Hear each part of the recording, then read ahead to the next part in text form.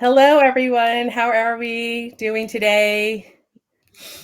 I know this thing takes a little bit to connect, so just wanted to say hi. If you're joining us today, let us know if we're good. Let's say hi in the chat. How are you doing?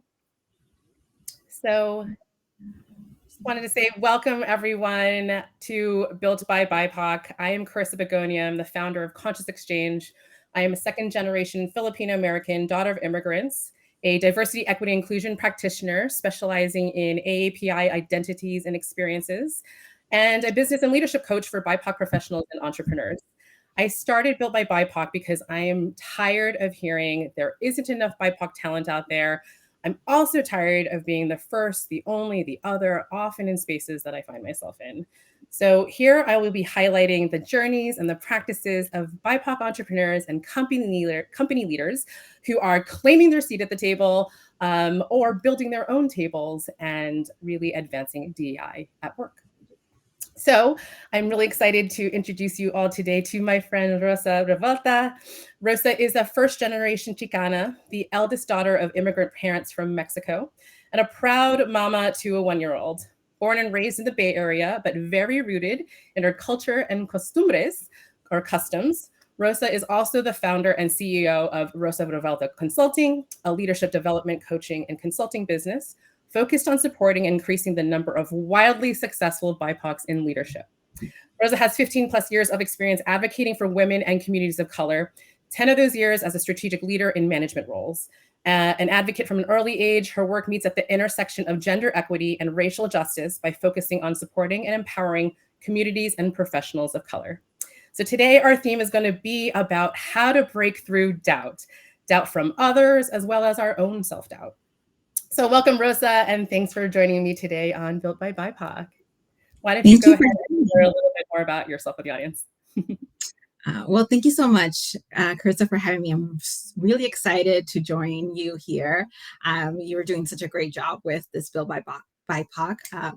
And so, a little bit about me. I always think it's very important to start with my parents because honestly, them taking the risk about coming to the US and having an opportunity to create a better life for us is really how I got here, how I was able to really take these journeys, take these risks in my life that have created this new type of life for myself. So my parents came to the US from Mexico and with like 5 children. I'm the oldest of 5, all daughters, except for one boy who's the youngest. And over the years, I know that I've had this responsibility that's been placed as the oldest daughter to really help support my family. I talk very often about how oldest daughters or eldest daughters of immigrant parents are born leaders because we've had to help our families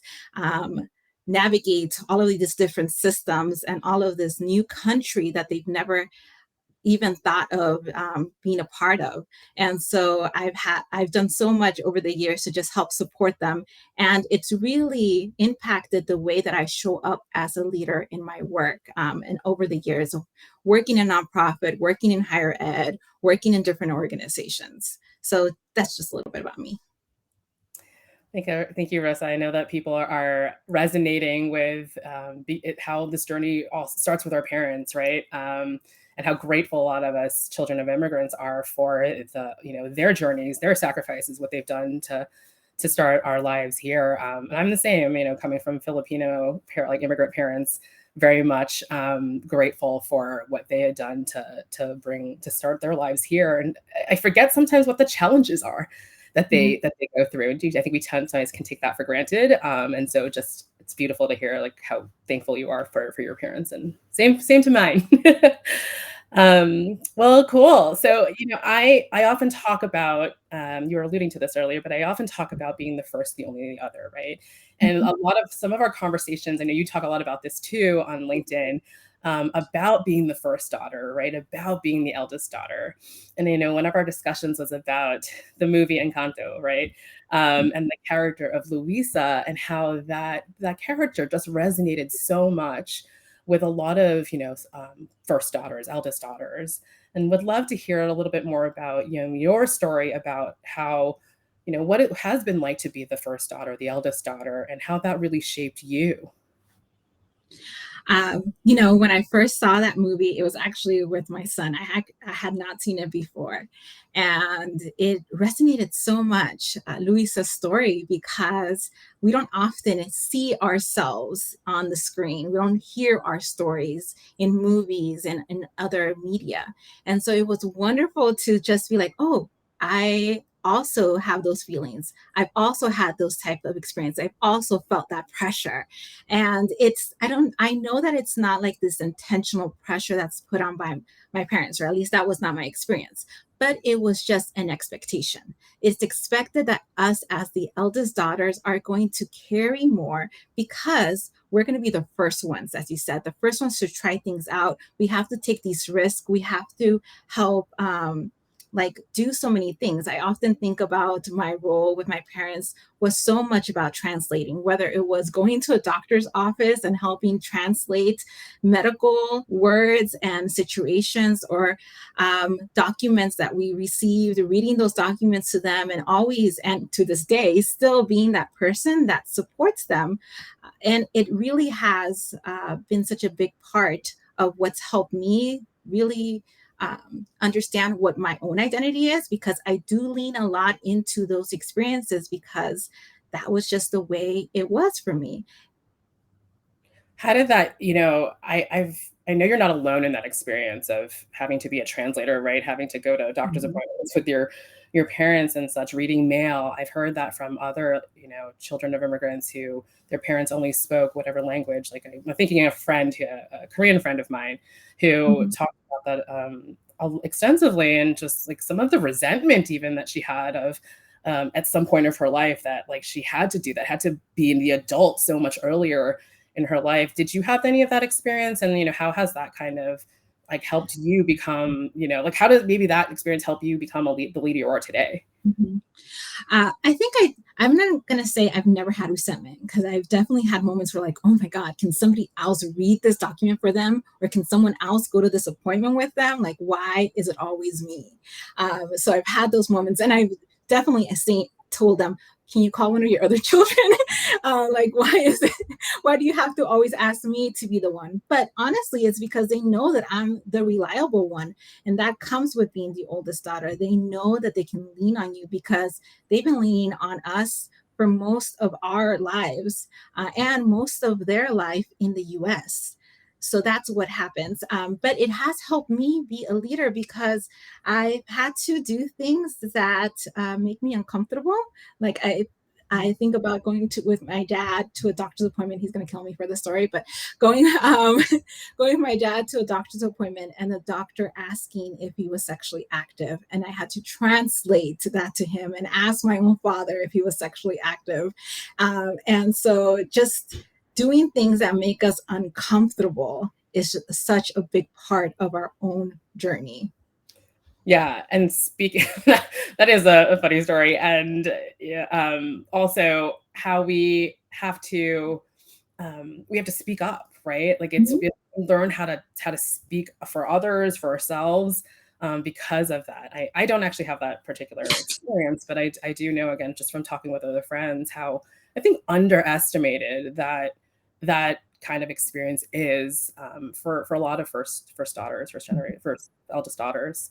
Um, so kind of transitioning into, I know for this month we're about to go into Latinx Hispanic Heritage Month. And I would love to hear a little bit more from you. What do you want people to really know about this month, and why is it important to you? Well, it is a celebration of our culture. It is a celebration of our people, of our community. And I think that very often we hear a lot of negative stories in the media. I think about all the previous presidency and all the things that were said about Latinos, Latinx, Latin individuals, and so much negative that came about our identity. But the reality, there's so much richness, so much culture, so much love, so much community, and we need to celebrate that. And it community is one of the biggest ways that we become successful. Like I wouldn't be here without community, because when we first came to the US, we were the first ones from my family to come and settle in the United States. Nobody, settle is not the word I want to use, but come and just live in the United States. And it meant that we didn't have any family, but we leaned into the community, into our church, into any event that helped us connect to other people who had similar backgrounds and similar experiences. And that helped us feel connected. It helped us feel held. It brought a lot of joy, and it made it so that we didn't leave our culture behind. Yeah. So it sounds like you really embraced and always have been embracing your culture since you were born, right? Or it was never a question for you. I know sometimes, like even for myself, it can be challenging to because of assimilation, right? And can be there had been a period, at least for myself, to like of rejection of culture for some time, and I didn't even know about it really, right? And so how has it sounds like you've never really had that issue. Or have you ever really been embarrassed by it or anything? And like again, like how does that kind of inform you of the work that you do? I don't think I've ever been embarrassed, but I have experienced this like need to assimilate, because we want to be seen by everyone in our community. We want to be held by people in our community. And when we go to school, especially, like I was dying to learn English, because I come from a Spanish speaking home. We only spoke Spanish at home. Everyone in my community only spoke Spanish because that's who my parents could communicate with. And so Mm. when I went to school, I was dying to learn English. And so I remember like looking at books and trying to read them in English, even though I barely knew how to read in Spanish. Like I wanted to read them in English. Or I think about the first like cassette tape, aging myself, but the first cassette tape I bought was actually Boys to Men, not because I wanted to hear English music. And I actually did feel somewhat embarrassed of like Spanish music. I was not connected to it as a child. Now I love it. Like put a ranchera or some banda on, and some salsa, and I love it. But back then I was not connecting to that. Yeah. It's unfortunate that we sometimes go through our experiences in the US or in corporate America feeling that way, that we have to hide part of our like identity, we have to hide part of our culture, and it can take Mhm. some time to really embrace it potentially, right? Even when we do grow up with it and have strong roots and family kind of and community around it, it can be something that we grapple with in the work, especially in the workplace. You are a leadership corporate trainer as well as a consultant and coach for BIPOC professionals. And many BIPOC professionals have had to work time like twice as hard, often relative to our counterparts, just to prove ourselves. Um, and when we do get our seat at the table, we're often challenged in our role there. So have you ever been challenged? I know I have. I was curious if you've ever been challenged. And again, how is that informed? Why maybe you work with BIPOC professionals. Yeah, especially when I decided that I did want to step into leadership roles. I think there's been challenges. I've been challenged, like directly challenged or even indirectly challenged over the years in different roles and different positions. And I think specifically about one that was very impactful for me, because it was like a double whammy. Like it happened at the beginning and it happened at the end. And I was on a county committee, a multidisciplinary county committee, where we were looking at bringing a county training, a summit for the county on specific issues that affected communities. At that point, I was working in a sexual assault organization, so it had to do with issues of campus sexual assault.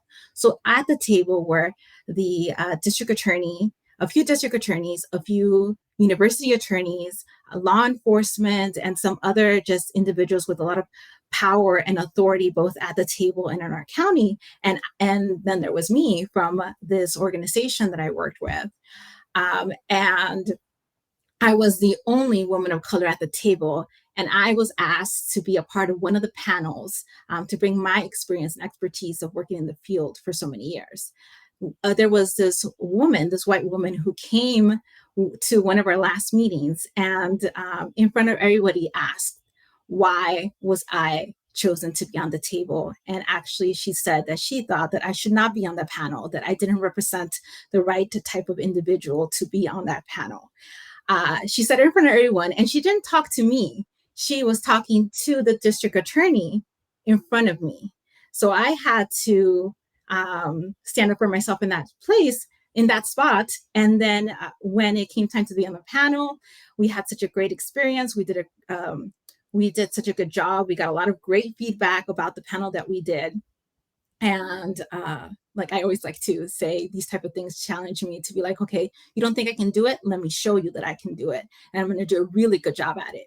But at the end of it, there was this other woman who came up to me that I worked with, and she said, Rosa, you did such a good job. I didn't know you knew so much. And so it's like, oh my God, oh my goodness, why are these people, especially these two white women, questioning my seat at the table, questioning my intelligence, questioning my ability to represent my community? That sounds awful.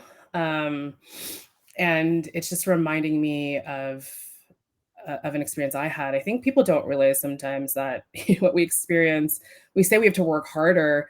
It's not just sometimes these microaggressions that we might encounter in the workplace. There's like just flat out blatant like racism, discrimination that like we get in our faces, just like this example that you're saying. And it's not just hurtful, but it's infuriating. It's just there's a lot of emotions that go on. And sometimes even in that moment, we don't know what to do and we're frozen. I had a similar experience where I called out one of my bosses and said, I think you're making me do extra things that you're not making anyone else do. And she flat out looked at me and said, yes, I am. And I was just shocked. And so I don't know, sounds like you fought back, right? You were like, absolutely not in your moments. But like for me, I definitely was like, I was so shocked that, and this was earlier in my DEI career and DEI journey. So I wasn't sure how to respond. But kind of just illuminating for folks that it's not just these like funny haha things, moments that are slights. They're like sometimes really in our face. And some of us will fight it, and some of us are just maybe getting shocked about what is actually happening here. That we need a moment, right? So Oh, trust me, I was shocked and I needed a moment. Thankfully, she talked a lot. So it gave me time to like think, how do I respond? What do I say? Do I respond? Because sometimes it's not safe for us to respond in those spaces. Thankfully, I had like the social capital in that space, that everyone in that room, or at least the majority of them, knew me and knew my experience and knew my background. Like I had allies in the room that day, because the district attorney, like I said my thing, but she said, no, Rosa is going to be on this panel. Like she could have easily said, well, let's think about it, or who else do you suggest? But she did not waver. And so thankfully I had allies, but yes, also at the same time, I was having like all of these emotions coming up inside me. How do I respond? And how we respond is also there's so much racism behind how we respond, because I could be the like emotional, fiery, angry Latina in that space, or I like can be composed, and that's going to impact how people see me in that room. So there's this additional pressure. I think we should be able to show up however we want, because emotions are normal and they should be accepted in the workplace. But the reality is, not every workplace allows for us to be our whole authentic self. yeah, it's wonderful that you did have some allies to support you and that helped, and you had maybe some training and some extra work on your own to kind of prepare you potentially for a moment like that. So I'm glad that it turned out well at the end of the day, because I know that it doesn't always turn out that well. Mhm. And so just I'm glad that that was the case for you. I want to shift a little bit over because I know that you are both a corporate leader, or a company leader, I should say, as well as a new entrepreneur. And I know that there are a lot of folks potentially in the listening right now, or watching right now, that are also successful leaders in their work, in their space, who are wanting to or are currently transitioning into entrepreneurship. And whether that's because of the great resignation, whether that's because of looming recession and just wanting to kind of either supplement or diversify their Mhm. income, or just frankly flat out wanting to do something and bet on themselves or try something different, right? So would love to hear a little bit more about your journey as an entrepreneur. How did you get started? And a lot of people will hold themselves back, but you didn't. How did you finally take that leap? Well, I've dabbled with doing work on the side, a side hustle on my own. But it was really like uh, when I had my son, when I had Santiago. I was actually just a few months into like postpartum, and postpartum was really hard for me. And one of the things I just could not grapple with was the idea of going back to work. I didn't feel physically ready, mentally ready, and I did not want to leave my little one. I've always wanted to be a mother, and I'm like an older mother. um, we can go into that another day. But so I realized I've dreamt of being an entrepreneur for years. I just didn't know exactly what I wanted to do, but I knew I wanted to continue to do work with community. And so um, it was now or never, because I wanted to do this not just for myself, but for my son as well. Uh, I knew that going back to work was going to mean I was going to spend less time with him. And so and that was my experience growing up with my mom. Like, she worked so much. So entrepreneurship means I have more control of my time, what I focus on, what my work is.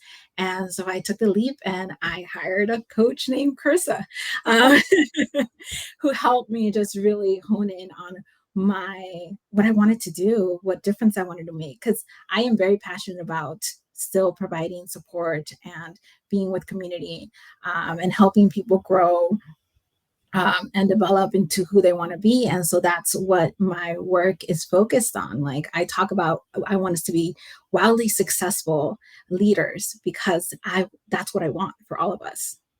Yeah. It really, when you said how you watched your mother kind of go through, like, how she had to work and kind Mhm. of your experience because of, maybe your parents having to work so hard.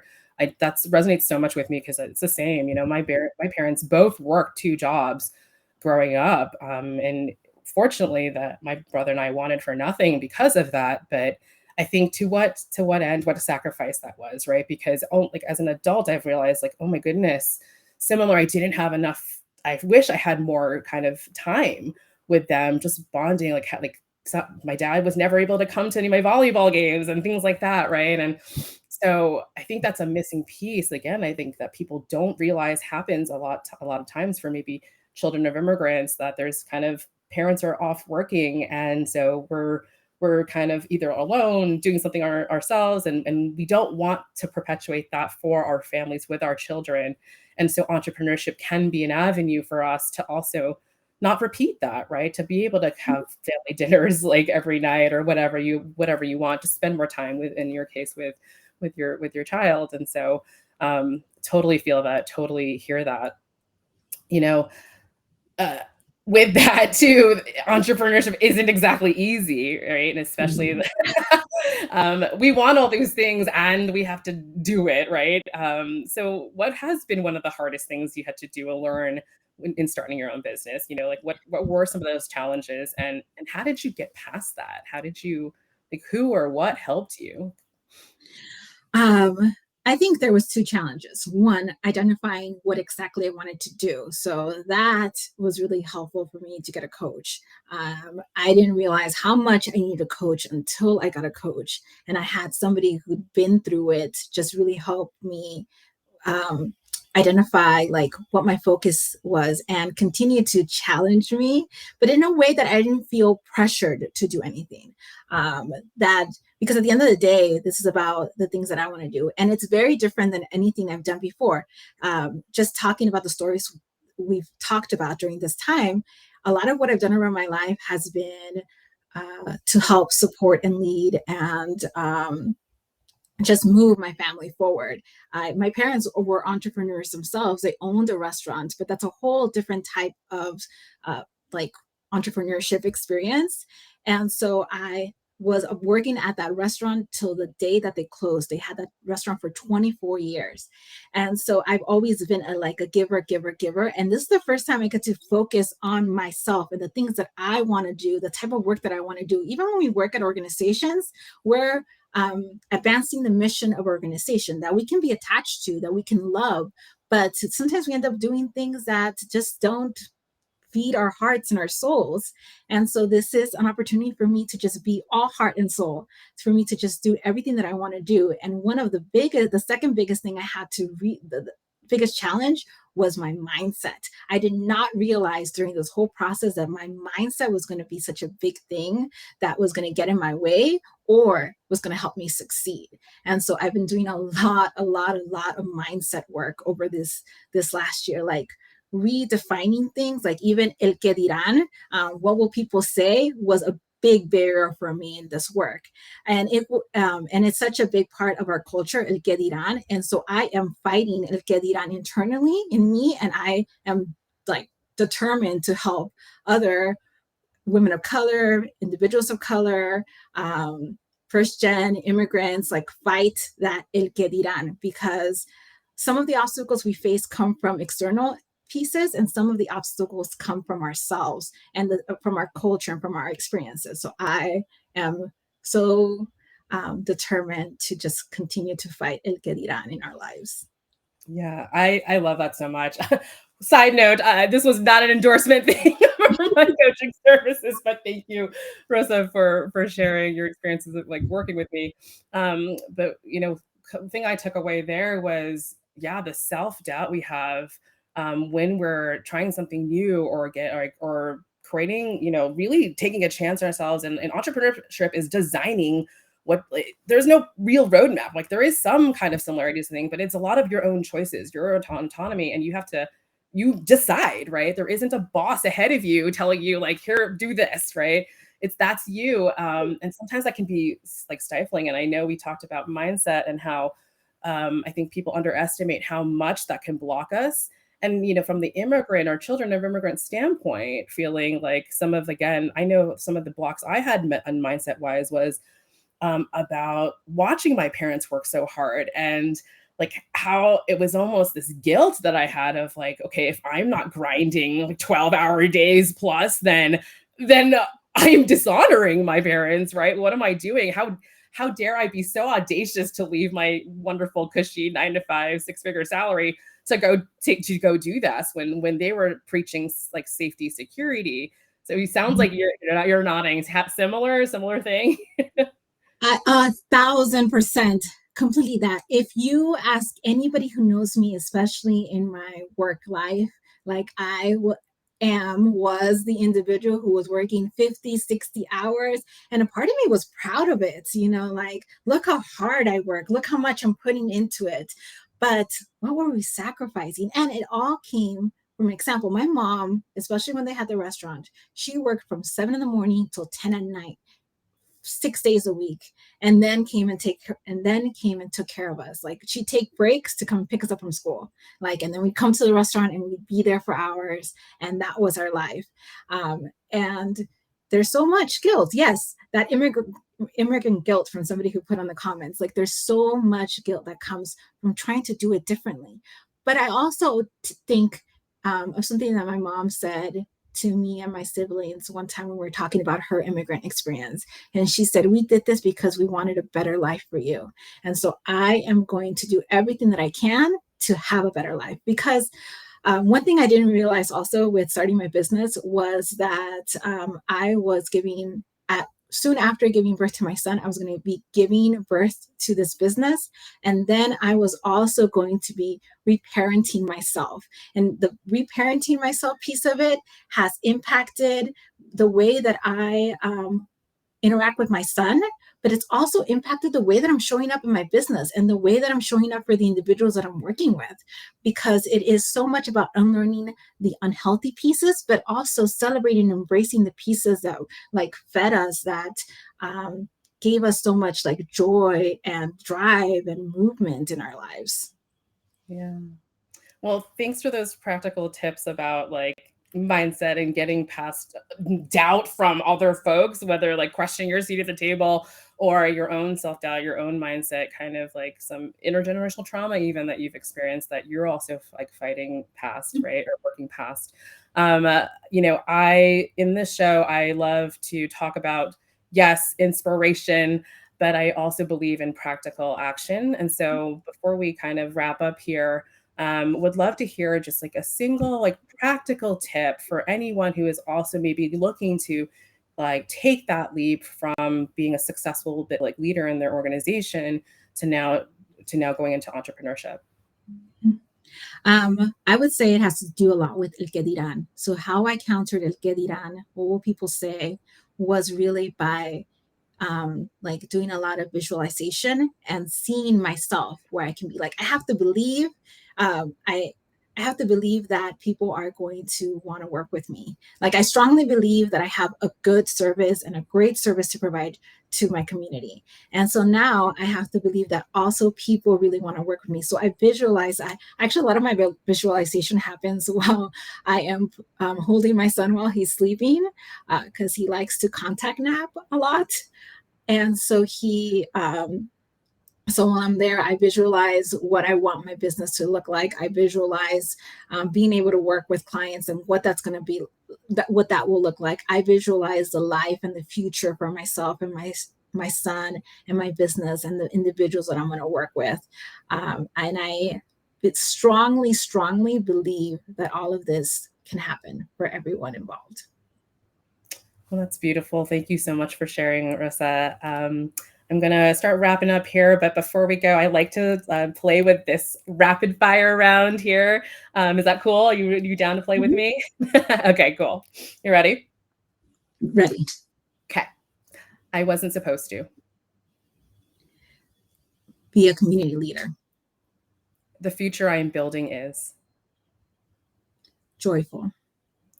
I am most grateful for. My parents' risks. Thank you so much, Rosa. You are doing so many wonderful things for yourself, for your family, for your community. And I'm always energized when I have a conversation with you. And I know that others who are watching and are listening are also energized. We talk a lot about how representation is important. And in the spirit of if you can see it, you can be it. I know that people saw themselves in you today and are hopefully also inspired by what they can do in their own careers and their own lives. So thank you. Last few things. We again are celebrating Latinx Hispanic Heritage Month. It's coming up right around the corner next week. Are you doing anything special for the month that you'd like to share? Yes, two. One, I am doing speaking engagements. So I have a few slots open if anybody's interested in bringing me to their ERG or their organization to do a speaking engagement for Hispanic Heritage Month. That's one of the things that I'm offering. And the second one is an offering to my community. So on October 11th, I'll be doing a free workshop.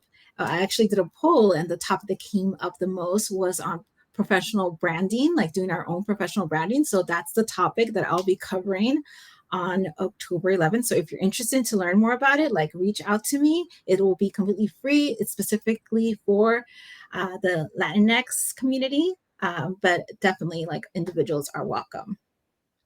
Amazing. We'll drop some of those links into the comments and such after the show. And then, specifically, Built by BIPOC is meant for connection. I'm very intentional about doing this show on the LinkedIn platform because of how easy it is just to connect right away. Like you just push buttons right here, right? So if you liked anything that Rosa said here today, click and follow Rosa. And with that, how else maybe can people learn more about you, learn more about your work, and get in touch with you? The other place would be just going to definitely on my profile on LinkedIn, but my website is also another place you can go and just learn more about what I do, my company. I do both the consulting, the training, and I also do the coaching. So I cannot wait to work more with this community. Wonderful. Thank you again so much, Rosa. Thanks, everyone. Built by BIPOC is weekly. Replays are available. So when you see the next event, which should be coming out later today, hit attend so that you can get notified of the replays if you aren't able to join us live.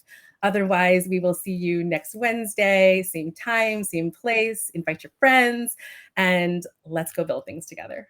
Bye.